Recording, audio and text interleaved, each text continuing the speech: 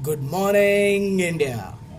तो सारे students, last जो हमने चैप्टर कवर किया था वो कौन सा चैप्टर था? Heat and calorimetry.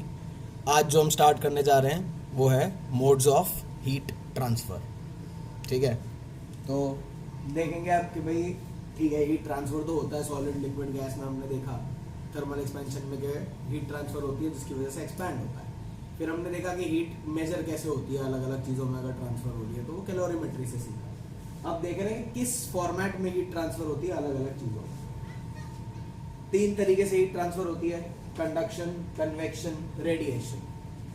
Conduction, heat transfer due to temperature difference. अब देखो तीनों का मैं बेसिक सेंस तुमको समझा देता हूँ। जैसे तुम घर में अपने कोई भी बर्तन को गर्म करते हो तो जहां आग लगी होती है वहां बर्तन गर्म होता है, ऊपर की तरफ से गर्म नहीं होता। समझ में आ रही है बात? क्यों? क्योंकि वो कंडक्शन से उसमें एनर्जी ट्रांसफर हो रही है। पहले नीचे का सरफेस गर्म हो रहा है, उसके जो पार्टिकल्स हैं वो वाइब्रेटरी मोशन कर रहे हैं और एनर्जी को ट्रांसफर कर रहे हैं। तो वो अपनी जगह से नहीं हिल रहे हैं। ऐसा नहीं हो रहा कि वो बर्तन कहीं से उसका पार्टिकल निकल के कहीं और चला जा रहा है, ऐसा नहीं हो रहा। क्या हो रहा है? वो वाइब्रेट कर रहा है अपनी जगह पे और एनर्जी को आगे ट्रांसफर कर रहा है। तो उसमें क्या हो रहा है? वो कॉन्टैक्ट की वजह से हो रहा है, वो टेम्परेचर डिफरेंस की वजह से ट्रांसफर हो रहा है। ऐसे ही अगर मॉलिक्यूल्स को देखोगे लिक्विड में, तो लिक्विड में क्या होता है? अगर आप कभी पानी को देखो गर्म होते हुए अच्छे से ध्यान से, तो नीचे का सरफेस गर्म होगा, उसकी वजह से पानी गर्म होगा। पानी गर्म होगा तो आप देखोगे कि उसके मॉलिक्यूल्स निकल के ऊपर की सरफेस की तरफ आ रहे हैं। वो ऊपर के सरफेस की तरफ आ रहे हैं तो उसमें मॉलिक्यूल एक्चुअल में ट्रैवल कर रहे हैं एनर्जी को लेके। जो मॉलिक्यूल नीचे के सरफेस में वो गर्म हो जाते हैं, गर्म होने की वजह से एक्सपैंड होते हैं, एक्सपैंड होने की वजह से उनकी डेंसिटी कम हो जाती है। ऊपर के मॉलिक्यूल्स की डेंसिटी ज़्यादा रहती है, तो वो कम डेंसिटी वाले मॉलिक्यूल ज़्यादा डेंसिटी वाले मॉलिक्यूल में मतलब मिक्स होने के लिए ऊपर चले जाते हैं और ज़्यादा डेंसिटी वाले मॉलिक्यूल्स नीचे आ जाते हैं, क्योंकि वो हेवियर होते हैं और ये लाइटर होते हैं। तो कन्वेक्शन में क्या होता है? कन्वेक्शन में मॉलिक्यूल्स खुद से ट्रैवल करते हैं एनर्जी लेके। कंडक्शन में मॉलिक्यूल सिर्फ वाइब्रेटरी मोशन करते हैं और उससे एनर्जी ट्रैवल होती है। और तीसरा और बहुत इंपॉर्टेंट है रेडिएशन, जो कि हम फील करते हैं। सबसे इंपॉर्टेंट, उसी की वजह से हम सब लोग जिंदा है। सन से आती हुई एनर्जी वो रेडिएशन के थ्रू आती है। वहाँ कोई कॉन्टैक्ट तो है नहीं, फिजिकल कॉन्टैक्ट, तो वहाँ से जितनी भी एनर्जी आ रही है वो रेडिएशन के थ्रू आ रही है। जैसे लाइट जो जल रही है वो रेडिएशन है, जिसकी वजह से हमें नजर आ रहा है।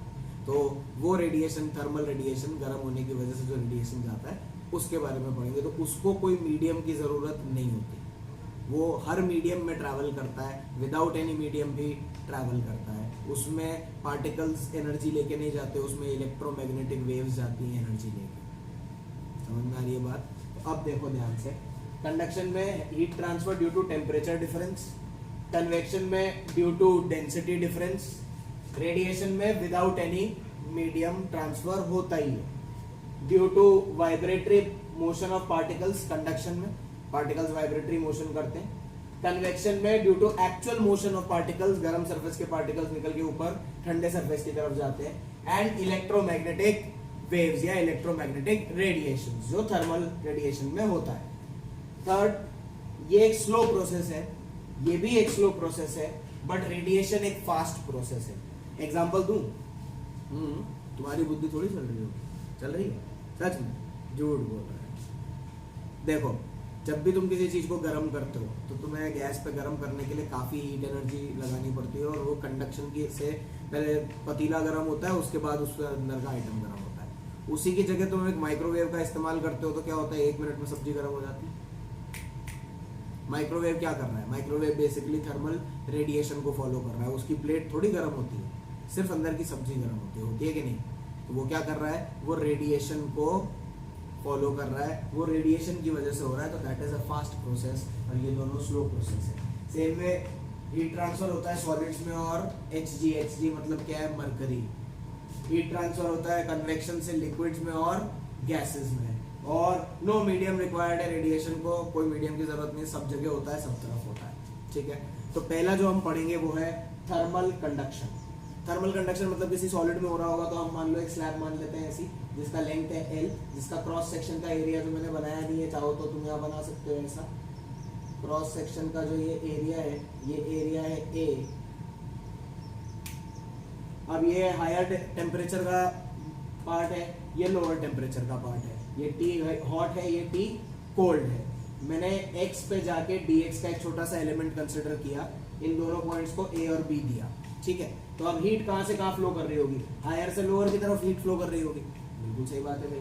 तो इसका टेम्परेचर ज्यादा होगा, इसका टेम्परेचर कम होगा, बिल्कुल सही बात है भाई। तो हीट हायर टेम्परेचर से लोअर टेम्परेचर फ्लो करती है, तो रेट ऑफ हीट फ्लो जो होगा वो डायरेक्टली प्रोपोर्शनल होगा किसके, क्रॉस सेक्शनल एरिया के। जितना एरिया कम होगा तो रेट ऑफ हीट फ्लो कम होगा। ऑब्वियस सी बात है, तुम देखो अगर तुम किसी पतीले को एक छोटा सा चम्मच लगा के रखोगे तो वो कम देर में गर्म होगा, उसी की जगह अगर तुम उसको एक बड़ा सा पैच लगा के रख दो तो वो बिल्कुल जल्दी गर्म हो जाएगा, क्योंकि सब कितना कॉन्टैक्ट एरिया, सरफेस एरिया आ रहा है उस पर डिपेंड करेगा, तो वो डायरेक्टली प्रोपोर्शनल है उसके। दूसरा डायरेक्टली प्रोपोर्शनल है किसके, dt बाय dx। dt मतलब टेम्परेचर डिफरेंस बाय dx, कितना लेंथ पे जा रहा है, तो rate of change of temperature with respect to length. तो जब उसको फॉर्मूला में कन्वर्ट करेंगे तो Q by T is equal to minus K A D T by D X. ये माइनस क्या है, because heat flows from higher temperature to lower temperature, तो रेट ऑफ हीट फ्लो जो है वो नेगेटिव होगा क्योंकि हायर टेम्परेचर से लोअर टेम्परेचर की तरफ जा रहा है। और उसके साथ साथ अगर ध्यान से देखोगे तो ये के एक नई चीज इंट्रोड्यूस हुई, वो के क्या है, coefficient of thermal conductivity. Coefficient of thermal conductivity, unit and dimension में हमने इसका डायमेंशन भी लिखा था, याद रखो। तो टोटल फॉर्मूला क्या बनेगा, minus K A T cold minus T H, क्योंकि फाइनल टेम्परेचर क्या है कोल्ड, लोअर इनिशियल टेम्परेचर क्या है एच, तो उसको ऐसे लिखेंगे, पर ये माइनस की वजह से साइन चेंज हो जाएगा, तो फॉर्मूला क्या आएगा, Q by T is equal to K A T higher minus T lower या T H hot minus T cold divided by L, the length of the slab. अब इसमें एक कंडीशन आती है स्टेडी स्टेट। स्टेडी स्टेट आते ही बहुत लोगों को कंफ्यूजन होता है, बहुत लोगों को ऐसा लगता है भाई साहब सवाल छोड़ दो। नहीं, बिल्कुल डरने की जरूरत नहीं, बहुत आसान चीज है। स्टेडी स्टेट का मतलब क्या है, देख मान ले जैसे ये यहाँ से हमने गर्म करना शुरू किया, तो जब यहाँ से गर्म करना शुरू करेगा तो ये हिस्सा बहुत जल्दी गर्म होगा और ये हिस्से को गर्म होने में काफी टाइम लगेगा। क्यों, क्योंकि रेट ऑफ हीट फ्लो जो है वो यहाँ सबसे ज्यादा है और यहाँ सबसे कम है, ठीक है। पर एक टाइम ऐसा आएगा जब क्या होगा कि ये गर्म होने लगा, सबका टेम्परेचर बढ़ रहा है, क्या पूरे रॉड का टेम्परेचर सेम है, नहीं, यहाँ टेम्परेचर ज्यादा है, यहाँ टेम्परेचर कम है, हर पॉइंट का टेम्परेचर अलग अलग है। पर एक टाइम ऐसा आएगा जब हीट तो जारी होगी, फ्लो तो हो रही होगी, लेकिन किसी भी पॉइंट का टेम्परेचर बदलेगा नहीं। समझ मेरी बात, ध्यान से समझ। हीट जारी है, वो इतना गर्म हो गया, उसने इतना टेम्परेचर कर दिया जितना करना था। अब जो हीट फ्लो हो रही है वो हीट कांस्टेंट फ्लो हो रही है, लेकिन वो टेम्परेचर को इंक्रीज नहीं कर रही। तो जब ऐसा होगा कि टेम्परेचर को इंक्रीज नहीं करेगी, मतलब हीट का जो फ्लो है वो सब जगह, चाहे कहीं भी देख ले, तो चाहे यहाँ से यहाँ देख ले, चाहे यहाँ से यहाँ देख ले, चाहे यहाँ से यहाँ देख ले, कहीं से कहीं तक भी देख ले, हीट का जो फ्लो होगा वो सेम होगा। समझ रहे हैं मेरी बात, क्या होगा, टेम्परेचर चेंज नहीं होगा, तो जो फ्लो रेट होगा ना हीट का, वो फ्लो रेट जो होगा वो एकदम सेम होगा। तो when temperature of any point of the slab becomes constant, किसी भी पॉइंट का टेम्परेचर ले लो स्लैब में, अगर वो कांस्टेंट हो जाएगा विद टाइम, कि टाइम के साथ वो बढ़ नहीं रहा या घट नहीं रहा, then dt by dx is equals to t higher minus मतलब t hot minus t cold divided by length, that is equals to t final minus t initial divided by length। तो जो भी किसी भी पॉइंट का final initial देख लो, divide by length कर लो, वो टी हॉट और टी कोल्ड जो इनिशियल अपने कॉर्नर्स के टेम्परेचर है उसके डिवाइडेड बाय लेंथ के रेशियो के बराबर होगा। क्यों, क्योंकि same amount of heat flows through the entire slab. Flow rate जो है वो पूरे स्लैब में बराबर है, Q1 equals to Q equals to Q2।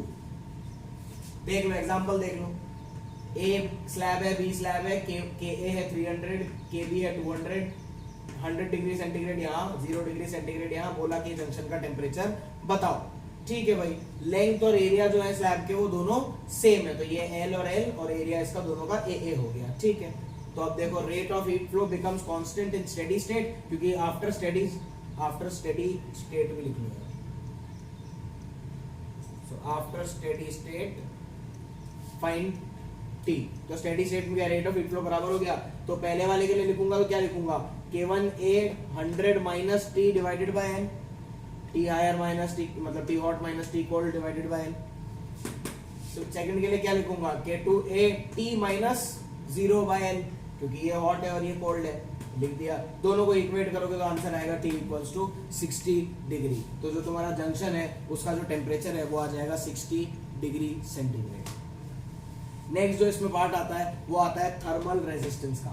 ये ऐसा पार्ट है जिसपे क्वेश्चन आता है, इसलिए इसको ध्यान से देख लेना, पहले ही बता रहा हूं। Thermal resistance, temperature difference divided by heat current. अब रेजिस्टेंस का नाम आया है तो दिमाग में क्लिक होना चाहिए कि अरे भाई साहब ये तो करंट में पढ़ा था। करंट बिल्कुल पढ़ा था। रेजिस्टेंस क्या होता है? Potential difference divided by I, V by I, बिल्कुल सही बात है। तो थर्मल रेजिस्टेंस वैसा कुछ होना चाहिए। देखो temperature difference divided by heat current, क्या वो होता था? Potential difference divided by current. ये हो गया temperature difference divided by heat current. ठीक है भाई साहब, टेम्परेचर डिफरेंस है डेल्टा टी, हीट करंट है क्यू बाय टी, क्योंकि उसमें क्या होता था? चार्ज। हीट करंट बोला ना उसने, उसमें क्या होता था? करंट, चार्ज बाय टाइम, तो ये हो गया Q by T, heat current. तो R equals to V by I, R T equals to delta T upon Q by T, R T equals to L by K A. आप इसको relate कर सकते हो, यहाँ जो फॉर्मूला लिखा है आपने वो दोनों को रिलेट करोगे तो यहाँ आपको मिल जाएगा R T equals to L by K A. तो ठीक है भाई, थर्मल रेजिस्टेंस किसी भी स्लैब की होती है एल अपॉन के ए, उसका लेंथ अपॉन के ए। ठीक है, अगर ऐसे दो स्लैब्स कनेक्ट हुई सीरीज में तो क्या करेंगे? तो करंट में सीरीज में होता है आर इक्विवेलेंट क्या होता है? R1 plus R2। तो RTH क्या हो जाएगा? L1 by K1 A1 plus L2 by K2 A2। पर ये RTH होना क्या चाहिए इन दोनों स्लैब के लिए, ये मुद्दे की बात है, इसको बड़ा ध्यान से देखना, वरना सवाल 100% गारंटी गलत होगा। देखो RTH RTH RTH, अब पूरे स्लैब का लेंथ क्या है? क्योंकि आप R इक्विवेलेंट कब निकालते हो? जब आप उसको पूरे तार को एक तार से रिप्लेस करना चाहते हो करंट में, तो स्लैब में भी पूरी दो स्लैब्स को एक स्लैब से रिप्लेस करना पड़ेगा। तो वो एक स्लैब का लेंथ कितना होगा? L1 प्लस L2, एरिया कितना होगा? A। Okay, L1 plus L2 उसका लेंथ हो गया, K इक्विवेलेंट इनटू A उसका एरिया हो गया। जैसा यहाँ लिखा था वैसा यहाँ लिखना पड़ेगा। अब आप उसका K इक्विवेलेंट निकाल सकते हो। K इक्विवेलेंट आएगा summation of L1 upon summation of L1 by K1। कहने का मतलब L1 plus L2 upon L1 by K1 plus L2 by K2। ये आप कैलकुलेट भी करके देख सकते हो, बाकी लिखा हुआ तो ऑलरेडी है। उसके बाद और एक इंपॉर्टेंट क्या है? पैरेलल। पैरेलल में ऐसा होगा कि K1 A1 और K2 A2 एरिया अलग अलग हो सकते हैं, क्योंकि पैरेलल में कनेक्टेड है, दो अलग अलग एरिया के स्लैब हो सकते हैं। तो उस केस में क्या होगा? R1 by R equivalent equals to 1 by R1 plus 1 by R2। ये होता है अपने बेसिक करंट के डेफिनेशंस में सीरीज के पैरेलल कॉम्बिनेशन। तो अब अगर हीट के उसमें देखोगे तो क्या हो जाएगा? R इक्विवेलेंट में क्या लिखूंगा? लेंथ तो L आएगी, एरिया कितना आएगा? A1 प्लस A2, एरिया हो गया A1 प्लस A2। ठीक है, लिख दो यहाँ पे K equivalent plus area A1 plus A2 divided by L। कैसे आया सर? जादू हो गया क्या? नहीं भाई साहब, ऊपर लिखा हुआ है, ध्यान से देखो। R इक्विवेलेंट को लिखूंगा तो क्या लिखूंगा? यहाँ लिखूंगा L divided by K equivalent upon A1 plus A2, तो वो उठ के ऊपर आ जाएगा। तो K equivalent A1 plus A2 divided by L equals to K1 A1 by L plus K2 A2 by L। Formula क्या है? K equivalent is equals to K1 A1 plus K2 A2 divided by A1 plus A2। तो ये हो जाएगा आपका parallel combination. इसके बाद एक टाइप का क्वेश्चन और आ सकता है कंडक्शन पे, वो है growth of ice in a lake. वो हम नेक्स्ट लेक्चर में कवर करेंगे। कन्वेक्शन पे कोई क्वेश्चन नहीं आता, कन्वेक्शन पे बेसिक कैलकुलेशन वाला कोई क्वेश्चन नहीं है, थोड़ी सी थ्योरी है, वो तुम अपनी एनसीईआरटी में जो लिखा हुआ उसको एज इट इज पढ़ लो। उसके बाद हम स्टार्ट करेंगे थर्मल रेडिएशन के साथ, उसको खत्म करने में अपने को 2 लेक्चर लग सकते हैं।